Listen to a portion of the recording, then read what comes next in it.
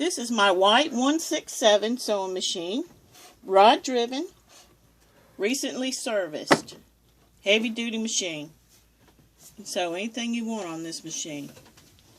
I'll show you how it sews in just a second.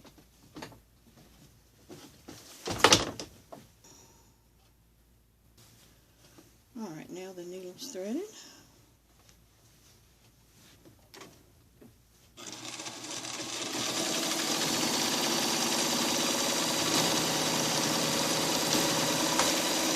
Reverse.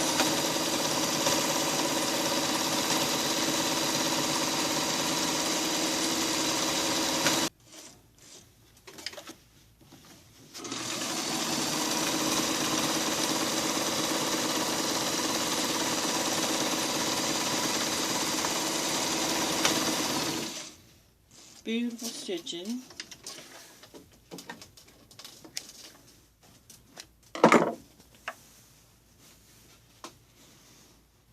That's the bottom.